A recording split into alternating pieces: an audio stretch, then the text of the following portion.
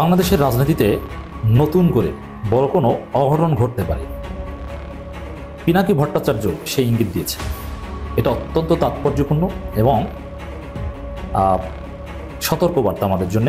8 তারিখে ওখানে সেনা বিদ্রোহ হয়েছে, বাংলাদেশের সেনা বিদ্রোহ হয়েছে, আর একটা অনেক বড় অফিসার বাংলাদেশের আর্মি উনি গ্রেফতার হয়েছে, মকুর জামান ওনাকে গ্রেফতার করেছে। এইটাই সব থেকে ওখানে আপনি জানতে পারেন ওখানে একটা জেনারেল 5টা লেফটেন্যান্ট 56টা 56 মেজর জেনারেল আছেন, রাইট?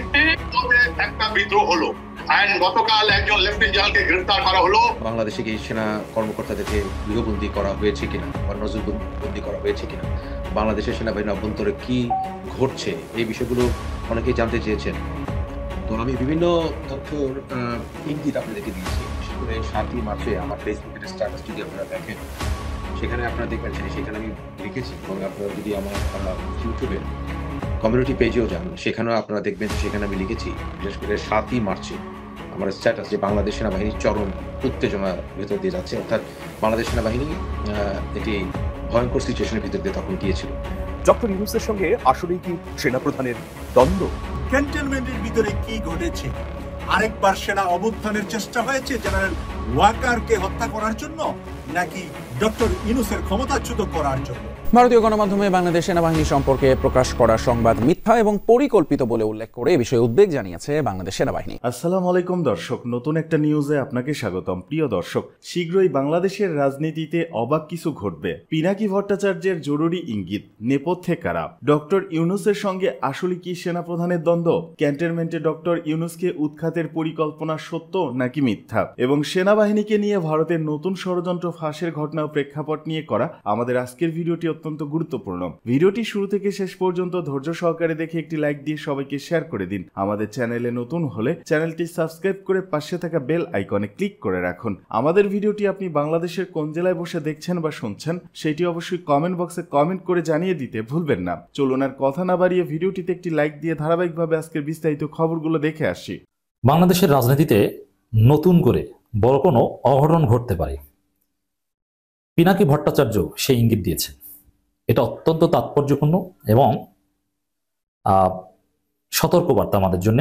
আমাদের জরুরি কিছু করণীয় আছে, এ বিষয়ে আমরা কথা বলতে চাই। পিনাকি ভট্টাচার্যের বক্তব্য ডিটেলস ব্যাখ্যা করতে চাই। তিনি সংক্ষেপে বলেছেন, পিনাকি ভট্টাচার্য লিখেছেন, প্রফেসর ইউনূসের চীন সফরের আগে ইন্ডিয়ান লেসপেন্সারগুলো নানা অঘটন ঘটাতে থাকবে। তাহলে বাংলাদেশে এই মার্চ মাসেই ঈদের আগে বড় কোনো অঘটন ঘটতে পারে। এবং কারা ঘটাবে? ভারত কিন্তু না, ভারতের লেসপেন্সারগুলো। ইন্ডিয়ার লেসপেন্সার কারা? বিএনপি। এটা পিনাকি ভট্টাচার্য নানান আলোচনায় স্পষ্ট করেছেন যে বিএনপি ভারতের ফাঁদে পড়েছে। অতএব বাংলাদেশে অঘটন ঘটাবে বা ঘটাতে চাইবে বিএনপি। আওয়ামী লীগ পালাতক, আওয়ামী লীগ নিয়ে ওরকম টেনশন নেই। তবে ওই আওয়ামী লীগ এখন বিএনপির মধ্যে কিছুটা মিশেছে, বা বিএনপির লোকজনের টাকা পয়সা দিয়ে আওয়ামী লীগ অঘটন ঘটাতে পারে। কিন্তু কাজটা করবে, যে অঘটনের ইঙ্গিত দিয়েছেন পিনাকি ভট্টাচার্য, আমার ব্যাখ্যা, সেই কাজটা করবে বিএনপি। যেমন দেখেন, এই যে নারীদের ওড়না ধরে টান দেওয়া, নারী নেত্রীকে থাপ্পড় দেওয়া, ঝিনাইদহের মহেশপুরে যে অঘটন বিএনপি ঘটিয়েছে, নারী নির্যাতন করছে, ছাত্রদলের লোকজন ধর্ষণ করছে এবং এই জন্য গ্রেপ্তার হচ্ছে, পোস্টও হারাচ্ছে, ছাত্রদল তাদেরকে বহিষ্কারও করছে, স্বীকারও করছে তারা। এবং এই একটা খবর শুনলাম যে আধিপত্য বিস্তারকে কেন্দ্র করে বিএনপির 2 গ্রুপের সংঘর্ষে আরেক উইকেটের পতন, আরেক বিএনপির পান্ডা নিহত হয়েছে। এখন পর্যন্ত মনে হয় 30-এর কাছাকাছি হয়েছে 5 আগস্টের পর বিএনপি নিজেদের কামড়াকামড়িতে উইকেটের পতন। এরা ছাত্রলীগ আওয়ামী লীগকে ছাড়িয়ে যাবে, লিখে রাখেন। এই যে আজকে যখন কথা বলছি আমি, আজকের খবর যে বিএনপির 2 গ্রুপের সংঘর্ষে একজন নিহত, 2-3 দিন পর পরই 1-2জন নিহত হয়। এটা সেঞ্চুরি করবে তাদের নিহতের সংখ্যা। আর নির্বাচনের তারিখ ঘোষণা হলে বিএনপি নিজেরা কামড়াকামড়ি করে একদম রক্তের বন্যায় বাংলাদেশ বাঁচিয়ে দিবে।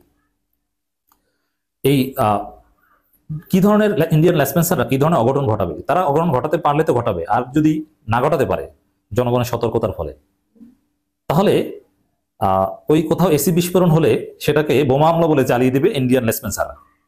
পিনাকি ভট্টাচার্যের বক্তব্যের ব্যাখ্যায় আমি এগুলো বলছি। এরপরে ঢাকা বিশ্ববিদ্যালয়ে একজন ছেলে মেয়েদের ডিস্টার্ব করেছে, মোরাল পুলিশিং করতে গিয়েছিল, পুলিশ তাকে গ্রেপ্তার করেছে। পরে কিছু উগ্রবাদী লোকজন, হুজুরদের কিছু উগ্রবাদী লোকজন তাকে সারিয়ে আনতে থানায় যায়। তখন পরিস্থিতি কন্ট্রোল করতে শাহবাগ থানার ওসি এবং বিশ্ববিদ্যালয়ের প্রক্টোরিয়াল বডি, ছাত্র সংগঠনগুলো হেল্প চায়। সেখানে শিবির যে পরিস্থিতি শান্ত করেছে, কিন্তু ছাত্রদল যায়নি। কেন যায়নি? ছাত্রদল সেখানে যায়নি এই কারণে যে অঘটন ঘটুক বাংলাদেশে, ডক্টর ইউনূস সরকার ব্যর্থ হোক। কেন বিএনপি এই অবস্থান ঘটাতে চায় বা ভারতের রিল্যাক্সপেন্সাররা? পুরনো টেকনিক এদের। অথচ প্রফেসর ইউনূসের তরফ থেকে চীন সফরের আগে ভারত সফরের প্রস্তাব দেওয়া হয়েছিল ভারতকে, পাত্তা দেয় নাই তখন ইন্ডিয়া। মানে আমরা এখনই এই খাসটার সাথে ফাইট করতেছি। এর মানে ডক্টর ইউনূসের চীন সফরে ভারত এবং ভারতের দালাল বিএনপির মাথা খারাপ।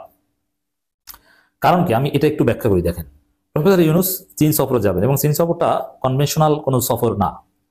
প্রফেসর ইউনূসকে শি জিনপিং স্পেশাল বিমান পাঠিয়ে নিচ্ছেন, এটা বিরল। যেখানে হাসিনা চীন সফরে গিয়ে সফর কাটিল করে নির্ধারিত সময় আগে চলে আসেন অপমানিত হয়ে লাত্তি গুঁতো খেয়ে, সেখানে প্রফেসর ইউনূসকে আলাদা বিমান পাঠিয়ে নিচ্ছেন।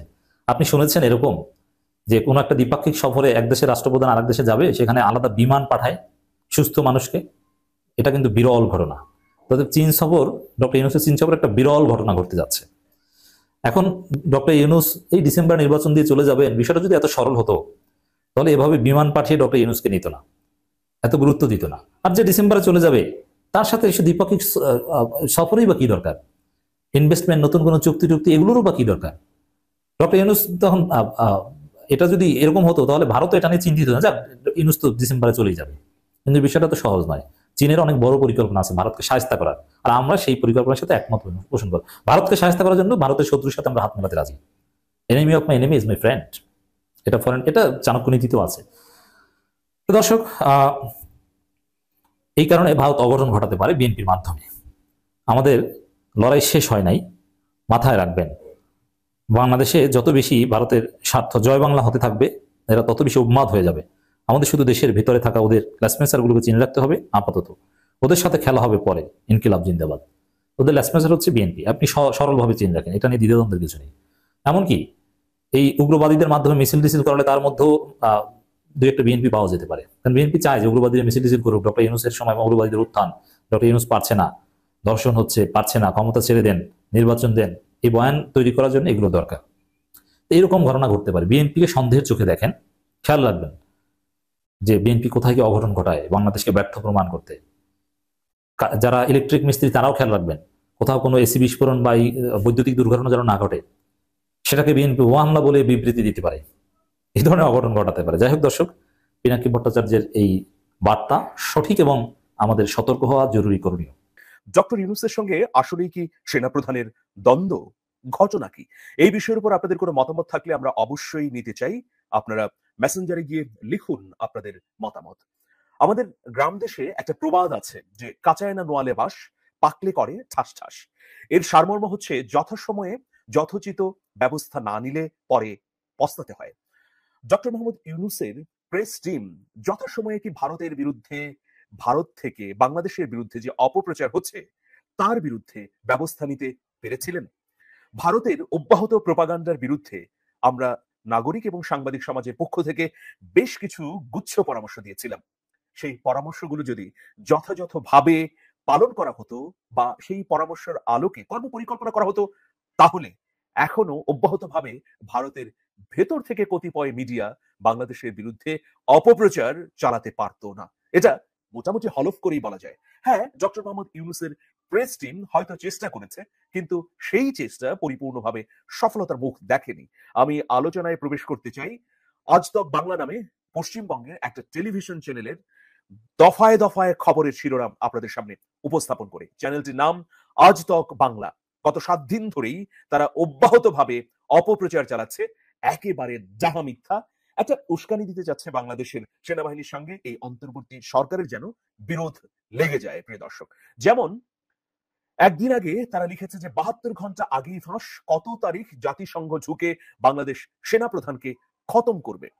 এরপর 2 দিন আগে এই একই চ্যানেল শিরোনাম করেছে বড় খবর, সেনাপ্রধান নিঃশব্দে গভীর রাতে বাংলাদেশে অভ্যুত্থান ঘটালেন। এরপর 2 দিন আগের আরেকটি নিউজ হচ্ছে বিশাল খবর, বাংলাদেশি সেনার ভিতরেই ধামাকা, রেগে কাকে সরালেন ওয়াকার। আবার আরেকটি খবর হচ্ছে এইরকম, এটি 4 দিন আগে আজ তক বাংলায় প্রকাশ করা, নিঃশব্দে ঢাকায় ঢুকে গেল ইন্ডিয়া, আর্মির সাপোর্টে দিল্লির কন্ট্রোলে দেশ। আরেকটি খবরের শিরোনাম আপনাদেরকে শোনাচ্ছি, 24 ঘন্টায় বাংলাদেশে সেনা নামবে, ইউনূসের ঘরে সেনাপ্রধানের আলটিমেটাম। আইএসআই যুক্ত বাংলাদেশের বড় সেনা অফিসারকে গ্রেফতার, সেনাপ্রধান চুপ। আমেরিকা কি যে কোনো সময় বাংলাদেশে আক্রমণ করবে? জানুন গোপন ষড়যন্ত্র। এভাবে একের পর এক বাংলাদেশের সেনাবাহিনী এবং অন্তর্বর্তী সরকারকে নিয়ে এই যে প্রচার চালাচ্ছে আজ তক চ্যানেলটি, এই চ্যানেলের বিরুদ্ধে বাংলাদেশে কোনো ব্যবস্থা গ্রহণ করেছে?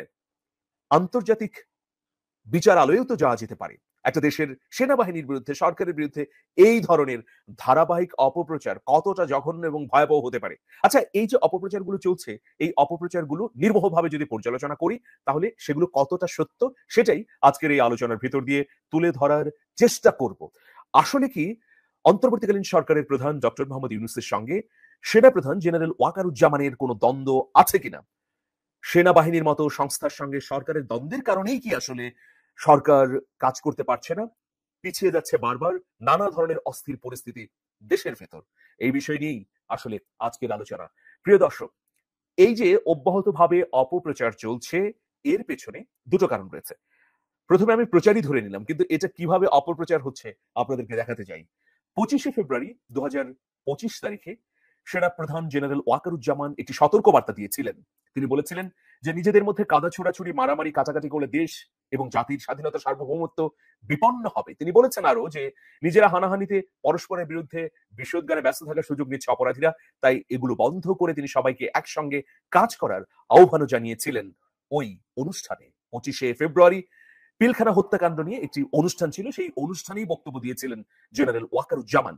সেই বক্তব্যে তিনি ডক্টর মোহাম্মদ ইউনূসকে মাননীয় প্রধান উপদেষ্টা সম্বোধন করেননি। তিনি বলেছিলেন ডক্টর ইউনূস। এটা নিয়েও বাংলাদেশের নাগরিক সমাজের পক্ষ থেকে ব্যাপক উষ্মা উঠেছিল। এই যে জেনারেল ওয়াকারুজ্জামানের এই সতর্কবার্তা, এটার কারণেও অনেকে মনে করে থাকেন যে তাহলে সম্ভবত ডক্টর মোহাম্মদ ইউনূসের সরকারের সঙ্গে এই সেনাবাহিনীর একটা স্পষ্ট বিরোধ রয়েছে বা সেনা প্রধানের একটা বিরোধ রয়েছে। আর দ্বিতীয় কারণটি হচ্ছে 13ই মার্চ জাতিসংঘের মহাসচিব এন্তোনিও গুতেরেস বাংলাদেশে আসছেন। একটা বিশাল সফর, 4 দিনের সফরে নানা ধরনের কর্মসূচি রেখেছেন জাতিসংঘের মহাসচিব। মূলত ডক্টর মোহাম্মদ ইউনূসের আমন্ত্রণেই জাতিসংঘের মহাসচিব বাংলাদেশ সফর করছেন। এখন বৃহস্পতিবারে তিনি আসার পর একই বিমানে করে কক্সবাজারে যাবেন। তিনি রোহিঙ্গা শরণার্থী শিবির পরিদর্শন করবেন। এরপর নানা ধরনের আয়োজন রয়েছে এন্তোনিও গুতেরেসের। প্রতি বছর রমজান মাসে মুসলিমদের সফর করেন জাতিসংঘের মহাসচিব। সেই ধারাবাহিকতায় বাংলাদেশে আসছেন জাতিসংঘের মহাসচিব গুতেরেস। মূলত ডক্টর মোহাম্মদ ইউনূসের আমন্ত্রণের কারণেই তিনি অন্যান্য সকল কর্মসূচিকে পিছিয়ে বাংলাদেশকে অগ্রাধিকার দিয়ে আসছেন। আপনারা জানেন যে ডক্টর মোহাম্মদ ইউনূসের আহ্বানে ইতিমধ্যে জাতিসংঘের মানবাধিকার কমিশন জুলাই আগস্ট গণহত্যার বিচারে তদন্ত কমিটির মাধ্যমে একটি পূর্ণাঙ্গ প্রতিবেদনও উপস্থাপন করেছেন। এর বাইরে জাতিসংঘের মানবাধিকার কমিশনকে ডক্টর মোহাম্মদ ইউনূস 3টি ভয়াবহ গণহত্যার বিচারের জন্য জাতিসংঘের অন্তর্ভুক্ত করার আহ্বান জানিয়েছেন। একটি হচ্ছে পিলখানা হত্যাকাণ্ড, অন্যটি শাপলা হত্যাকাণ্ড, আরেকটি মাওলানা দেলোয়ার হোসেন সাঈদীর রায়ের পর সারা দেশব্যাপী যে পুলিশ কর্তৃক হত্যাকাণ্ড, সেইটা। এই বিষয়ে কিন্তু ইতিমধ্যে মোহাম্মদ ইউনূস কথা বলেছেন। এখন দেখুন, আরেকটি বিষয় আমাদের সামনে রয়েছে, সেটি হচ্ছে 26শে মার্চ মোহাম্মদ ইউনূস চীন সফর করবেন। এই সেনাপ্রধানের বক্তব্য, আবার এন্তোনিও গুতেরেসের আগমন, অন্যদিকে মোহাম্মদ ইউনূসের চীন সফর। ফলে এই সামগ্রিক কর্মকাণ্ডের মধ্য দিয়ে আমাদের প্রতিবেশী ভারত একটা অস্বস্তি এবং চাপের মধ্যে পড়েছে, এটা স্বাভাবিক। কিন্তু আমি যদি দুদিন আগের কথাই বলি যে ভারতের সেনাপ্রধান জেনারেল উপেন্দ্র দ্বিবেদী তিনি খুব স্পষ্টভাবে বললেন যে বাংলাদেশের সেনাবাহিনীর সঙ্গে ভারতের সেনাবাহিনীর নিবিড় যোগাযোগ রয়েছে, নিয়মিত নোট আদান প্রদান করা হচ্ছে। এখন তাহলে প্রথম প্রশ্ন হচ্ছে, যদি ভারতের সেনাবাহিনীর সঙ্গে বাংলাদেশের সেনাবাহিনীর ভালো সম্পর্ক থেকে থাকে, তাহলে ভারতের ভেতর থেকে এই যে কতিপয় মিডিয়া বাংলাদেশের সেনাবাহিনী নিয়ে স্পর্শকাতর সংবাদ পরিবেশন করছে, সেখানে বিজেপি সরকারের পক্ষ থেকে কেন সতর্কতা করা হচ্ছে না? কেন বলা হচ্ছে না যে এই সমস্ত প্রোপাগান্ডার উদ্দেশ্য কি? অথবা আমি বিজেপি সরকার বাদই দিলাম, সেনাবাহিনীর পক্ষ থেকেও তো এটা ভারতীয় মিডিয়াকে বলা উচিত ছিল। মানে আমি ভারতের সেনাবাহিনীকে বলছি, যেহেতু ভারতের সেনাপ্রধান দাবি করেছেন বাংলাদেশের সেনাবাহিনীর সঙ্গে তাদের সুসম্পর্ক রয়েছে, তাহলে কেন ভারতের মিডিয়া বাংলাদেশের সেনাবাহিনীকে উস্কে দিচ্ছে বা সেনাবাহিনীর অভ্যন্তরের বিভিন্ন খবর সামনে এনে এগুলো সত্য বলে প্রচার করছে? এর মধ্য দিয়ে একটা স্যাবোটেজ তৈরির প্রচেষ্টা তো চলছে, এটা বোঝাই যাচ্ছে। ভারতীয় গণমাধ্যমে সেনাবাহিনী নিয়ে মিথ্যা সংবাদ, আইএসপিআর এর প্রতিবাদ। ভারতীয় গণমাধ্যমে বাংলাদেশ সেনাবাহিনীর ভেতর অভ্যুত্থান ও চেইন অব কমান্ড ভেঙে পড়া নিয়ে প্রকাশিত সংবাদকে ভিত্তিহীন বলে জানিয়েছে আন্তঃবাহিনী জনসংযোগ পরিদপ্তর আইএসপিআর। গতকাল মঙ্গলবার বাংলাদেশ সশস্ত্র বাহিনীর জনসংযোগ শাখা আইএসপিআর এর প্রতিবাদ জানিয়েছে। প্রতিবাদ লিপিতে বলা হয়েছে, দ্য ইকোনমিক টাইমস ও দ্য ইন্ডিয়া টুডে সহ ভারতের কিছু সংবাদ মাধ্যমে সম্প্রতি প্রকাশিত একের পর এক ভিত্তিহীন ও মন গড়া প্রতিবেদন গভীর উদ্বেগের সঙ্গে লক্ষ্য করেছে বাংলাদেশ সেনাবাহিনী। ওইসব প্রতিবেদনে সেনাবাহিনীর ভেতরে অভ্যুত্থানের সম্ভাবনা এবং শৃঙ্খলা ভেঙে পড়ার কথা বলা হয়েছে। এসব প্রতিবেদন পুরোপুরি মিথ্যা এবং সেগুলো বাংলাদেশ ও এর সশস্ত্র বাহিনীর সুনাম ও স্থিতিশীলতা ক্ষুণ্ণ করার জন্য পরিকল্পিত অপপ্রচারের অংশ বলে প্রতীয়মান হয়। এতে আরো বলা হয়েছে, আমরা স্পষ্টভাবে বলছি যে সেনাপ্রধানের দক্ষ নেতৃত্বে বাংলাদেশ সেনাবাহিনী শক্তিশালী,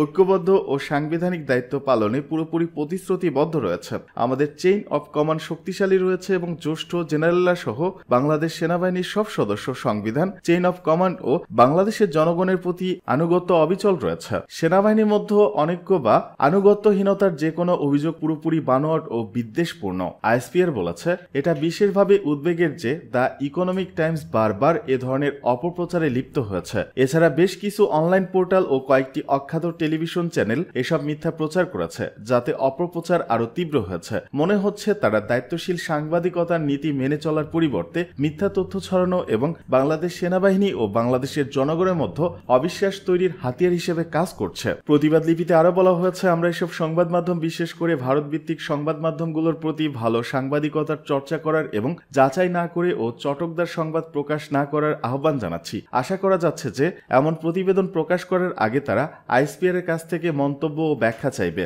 বাংলাদেশ সেনাবাহিনী সঠিক ও আনুষ্ঠানিক তথ্য সরবরাহ করার জন্য আইএসপিআর সবসময় প্রস্তুত রয়েছে।